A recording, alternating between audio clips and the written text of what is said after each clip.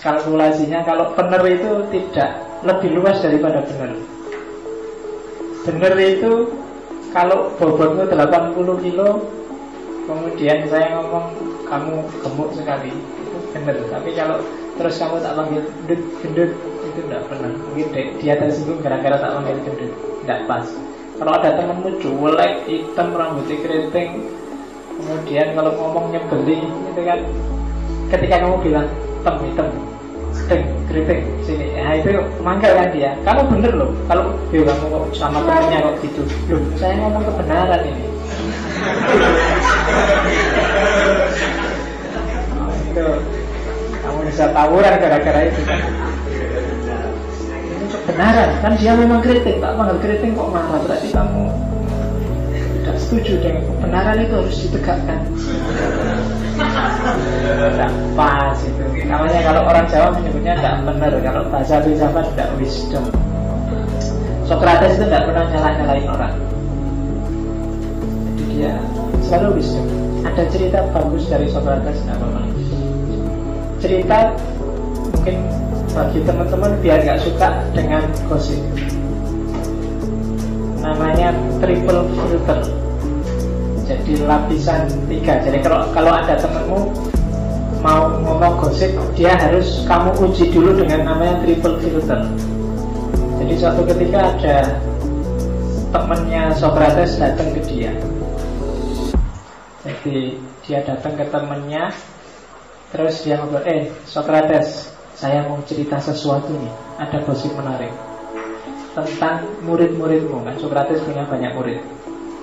Terus Socrates bilang, sebentar, sebelum kamu cerita tentang muridku, jawab dulu 3 pertanyaan. Yang pertama, apa yang kamu ngomongkan itu sudah pasti benar? Jawabnya dia, ya enggak tahu saya pastinya. Ini kan cuma gosip. Ya, dipastikan juga susah. Berarti tidak pasti benar. Yang kedua, apa yang mau kamu omongkan ini tentang hal-hal yang bagus? Ya, enggak lah. Gosip itu kan mana ada. Gosip itu biasanya tentang hal-hal yang jelek. Ya, pertanyaan ketiga, apa yang mau kamu omongkan ini ada gunanya buatku? Jawabannya, enggak tahu saya. Ya, cuma gosip itu. Ada gunanya apa enggak ya enggak ngerti. Nah, terus maka saudara, berarti kesimpulannya kamu mau ngomong sesuatu yang tidak pasti benar, tidak baik, dan tidak pasti berguna buat aku. Makanya daripada kamu capek-capek ngomong yang lain aja. Strategi untuk menghindari gosip. Itu namanya triple filter dari Socrates. Jadi disaring di strategi dari Pak Yai nyuruh kamu wala yastabak bubim bakdon. Nah, ada tekniknya ngambil dari filsafat. Agama biar teorinya. Oke, kebetulan jelas bukan kebenaran. Kenapa? Ya karena tidak bisa diulang. Saya waktu pakai HP ini kok banyak cewek-cewek mendekat ya. Nah, kan nggak bisa kamu menyimpulkan berarti HP ini berhubungan dengan banyak cewek, besok tak bawa lagi.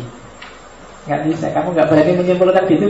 Kenapa? Karena kamu tahu itu cuma kebetulan. Jadi kalau dekat kamu, hatiku kok tentram ya. Kalau pacarmu bilang gitu, dicek itu kebenaran atau kebetulan? Kalau kebetulan itu kadang-kadang nggak gitu loh. Kalau kebenaran selalu begitu. Tapi kalau kebetulan, ya kadang jengkel juga, kadang marah. Mbak Dinda itu berarti kebetulan aja. Karena pas lagi seneng kamu tentram dekat dia. Kalau ditagih meraktir baru, aduh. Jadi kebenaran bukan itu non ilmiah. Tapi ada kalanya kebetulan itu pas. Gitu loh. Dia tidak bisa dipedomani secara ilmiah, tapi dia kadang jadi sumber kebenaran. Kebetulan, ya kan? Ya banyak kebetulan yang oh iya ternyata itu. Kamu misalnya lagi nyari jalan keluar apa gitu, dipikir nggak ketemu. Di jalan, wah kebetulan ketemu kamu. Sejak tadi saya mikir kemana saya harus utang ini. Kebetulan kan? Tapi itu benar kamu ketemu dia, akhirnya kamu dapat utang. Kan jadinya kebenaran. Jadi kebetulan itu sumber kebenaran, cuma dia non ilmiah. Disebut non ilmiah karena ketika dia non ilmiah maka sifatnya tidak universal, tidak berulang, dan tidak prediktif. Tidak bisa dipakai untuk memprediksi masa depan. Tapi ada kalanya dia juga benar, tapi tidak ilmiah.